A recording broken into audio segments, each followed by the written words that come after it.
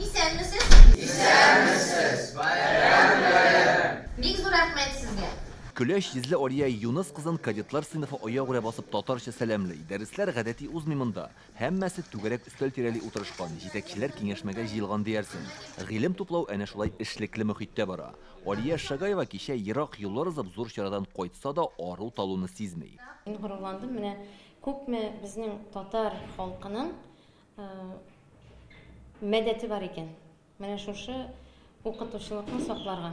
Ә инде тәнәфестә Мәскәүдә булган вакыйга турында безгә сөйли. Исегезгә төшәбез, кичә Россия башкаласы метросында мөгаллимнәр хөрмәтенә махсус поезд җибәрелде. Бу акциягә укытучы җирдәге төп һөнәр дигән мәгънә салынган. Аны Россиядә билгеләп үтелүче укытучы һәм устазлар елына багышлап та оештырдылар. Вагоннарда илдәге 5 мөгаллимнәр династиясе исемнәре урын алган. Шуларның берсе Татарстаннан Битколов, Гайнанов һәм Закировлар нәселе. Бу илнең фидакар мөгаллимнәре турында меңләгән кеше беләчәк дигән сүз. Поездны тимер юлга җибәрү тантанасында укытучылар династияләре вәкилләре дә чакырылы иде. Анда катнашкан Алия Шагаева белем бирүдә Татарстанны ил күләмендә үрнәк итеп телгә алдылар ди. Менә поездга кирдек, 5 династия куйган анда. Хәзер карыйм. Краснодар, фамилиялары Шакиров, Валиевлар. Калган Уфадан тагын татар фамилиялары. Үзебезнеке тагын татар фамилиялары. Менә Закиров, Битколов һәм Гайнановларның шәҗәрәсе, алар барысы да бер нәсел, гомуми мөгаллимлек стажлары 1233 ел. Игътибар итсәк, араларында 50 елга якын укыткан устазлар да бар. Аларның тарихын өйрәнү өчен бер генә дәрес җитми, монда һичшиксез китап язарга кирәк. Укытучылар нәселенә 20нче гасыр башында Гыйлфан бабалары нигез салган. Ул Балтач районы Пыжмара авылында үз өендә мәктәп ачып балалар укыткан. Сөргенгә зату чырларында фамилияларын алыштырганнар. Шәҗәрәдә 5 буын укытучылар тасвирлана. Алар Россиянең төрле төбәкләрендә устазлык итә.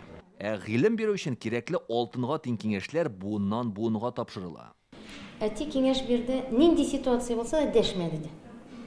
Әни әйтте, бик каты яратырга кирәк балаларны, профессияны диде. Әби әйтте, син аларга караганда акыллырак, чөнки синең югары педагогик белемең бар диде. Балага юлны табучы син диде. Алия Шагаева 23 ел укытучы булып эшләй, мөгаллимнәр һәм укучылар өчен үрнәк ул. Ул бик актив, тәҗрибәле укытучы.